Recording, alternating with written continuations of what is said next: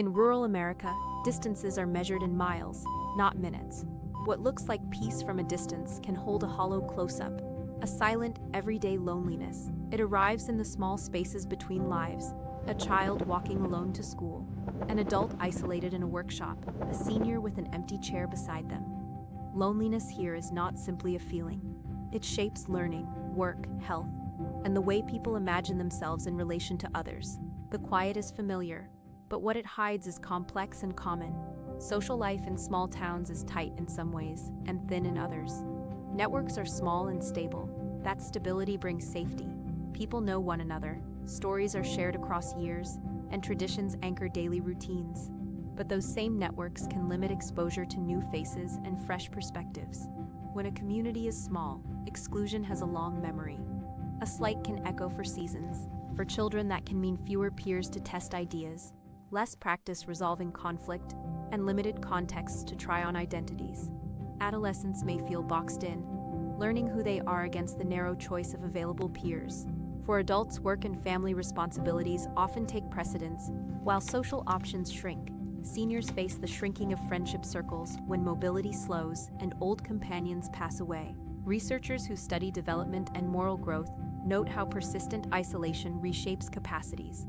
Long stretches of disconnection can reduce social confidence, make moral reasoning quieter and more self-protective, and dull the muscle of empathy. In rural settings, these effects can be subtle and cumulative, measured not in dramatic moments, but in the slow fraying of everyday exchange. Identity is not formed in a single conversation. It's built from repeated, ordinary interactions. Negotiating a game, repairing a fence, offering help after a hard winter. Children learn cooperation and boundaries by sharing toys or space. Teenagers try on choices of music, dress, and belief, and they test those choices against a small chorus of peers.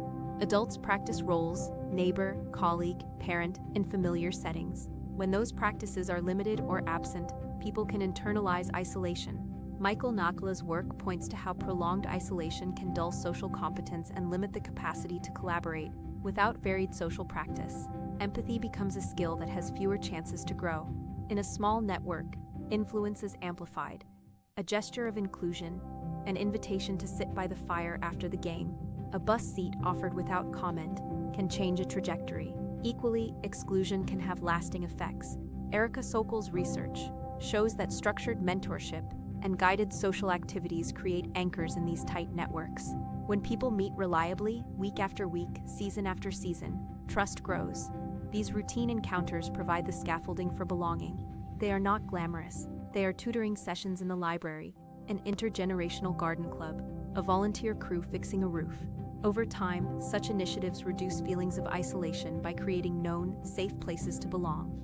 Loneliness affects bodies and minds. Chronic disconnection correlates with higher anxiety, deeper levels of depression, stress that leaves marks on the immune system, and an elevated risk of chronic disease. Richard Weisberg has emphasized that isolation can also dull empathy and shrink cooperative behavior.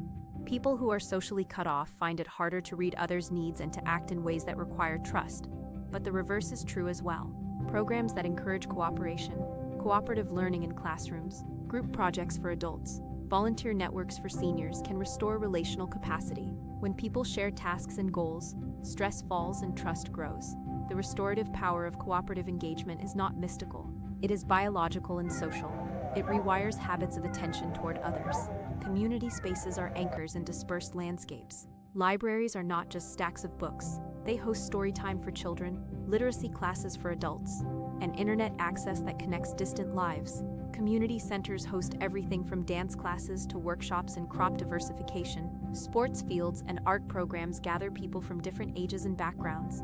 These shared spaces do the quiet work of connection. They create predictable moments when familiar faces appear. That consistency matters. Seeing the same neighbor in multiple places, at the store, at the library, on a volunteer day, builds relational continuity. Contribution matters too.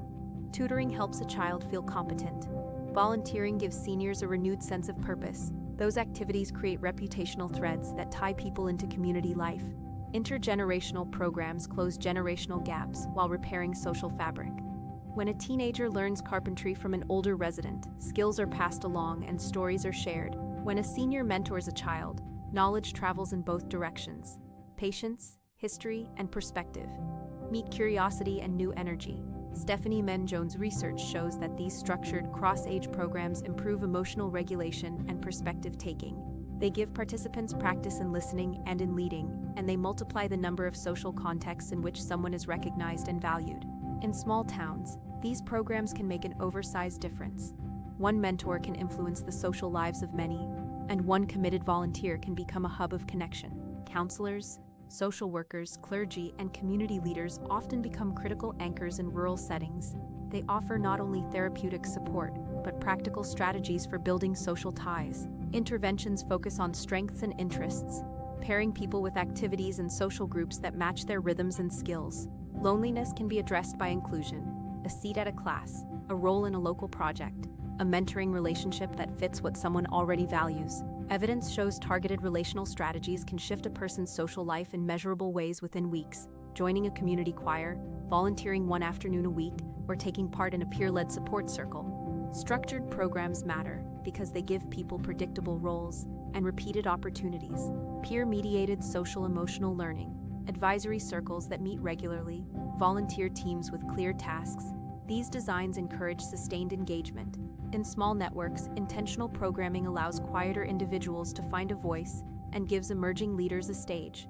Stephanie Menn-Jones documents how such programs improve collaboration and empathy across age groups, helping participants develop skills they can carry into schools, workplaces, and families. The design matters. Consistent scheduling, clear expectations, and support for leaders make the difference between a single event and a lasting network. Connection is rarely sudden. It accumulates in daily rituals, shared meals, regular volunteer shifts, recurring library programs, and predictable meetups. When people get to see one another repeatedly and in different contexts, they develop trust. Trust grows when obligations are met. Someone shows up to tutor every Tuesday. Someone brings soup when a neighbor is ill. A volunteer leads a weekly workshop without fail. The texture of belonging is woven from these small, consistent acts. In rural communities where a single person's absence is felt more keenly, that consistency also creates reliability, a scaffolding people can depend on. Stories make research human. A teacher in a small elementary school speaks of a child who arrived timid and left the year able to lead a group project. A volunteer recounts how a weekly call to a senior developed into a gardening partnership that filled both participants' weeks. A young adult explains how finding a local music group gave them a sense of belonging after moving back home. These are not dramatic, televisual revelations. They are steady arcs of change. They show how repeated, ordinary contact builds skills, trust, and attachment, and how a single, consistent relationship can pivot a life toward connection. Barriers are real.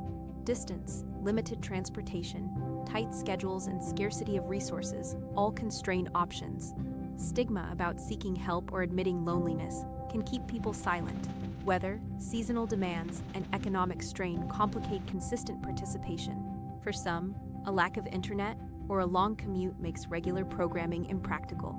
Recognizing these constraints is essential. Solutions that work in rural settings take those realities into account.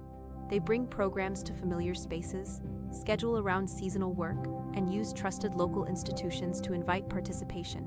Rural communities have strengths too: a culture of mutual aid, deep reservoirs of local knowledge, and an ethic of showing up for neighbors. Designing programs for rural contexts means building on those strengths.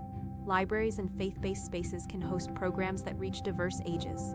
Mobile services, health vans, traveling counselors, pop-up workshops reduce the barrier of distance. Peer leaders from the community, trained and supported, can be powerful connectors because they already carry trust. Programs that are modest in expense but high in predictability. Weekly meetups, recurring volunteer days, mentoring pairs are often the most effective. The point is not to import solutions wholesale, but to adapt them so they fit local rhythms and assets. Measured outcomes matter. Research shows that regular participation in structured programs reduces reported loneliness by meaningful amounts, improves social competence in youth, enhances emotional regulation, and increases pro-social behavior across ages. When adults take part in cooperative projects, work satisfaction and community engagement climb. Seniors who mentor or volunteer report stronger purpose and better mental health. These are not abstract gains. They translate into more resilient schools, workplaces, and neighborhoods. Belonging is not a single moment. It is the sum of repeated, positive interactions. In rural places where distances can become loneliness, the remedy is not always technological or expensive. It is relational, a circle that meets each week, a mentor who shows up, a neighbor who brings a casserole, a class that invites participation. Over time, these practices accumulate into networks that sustain identity and resilience across the lifespan. Children learn through play and guided cooperation. Adolescents find safe spaces to explore autonomy. Adults reconnect with peers through shared tasks. Seniors reclaim purpose through mentoring and volunteering. If someone watching wants to act, there are small, tangible steps that matter. Start a weekly reading group at the library. Invite an elder to co-lead a skill workshop. Organize a recurring volunteer crew with clear tasks, or create a community advisory circle that meets regularly. Use familiar spaces. Schedule predictably. Build roles that fit people's strengths. Train and support local leaders. Measure progress and celebrate small wins. These steps do not erase distance, but they make connection more likely. Your engagement, sharing a story, joining a local program, or simply reaching out to a neighbor helps build the next thread in a community's tapestry. Loneliness is a quiet, common challenge in rural places, but it is not inevitable. With steady practice, thoughtful design, and a willingness to show up, communities can nurture belonging, resilience, and meaningful connection across the lifespan. The ideas here draw on scholarship and deep experience. The work of Michael Nakala, Erica Sokol, Richard Weisbord, and Stephanie Men-Jones, among others. For those curious to explore these ideas further, you can find related recordings in our playlist or on this channel. Subscribing allows you to continue following this educational journey, and your comments or likes help guide future content. Thank you for learning with us today, and we look forward to sharing more insights in the next video.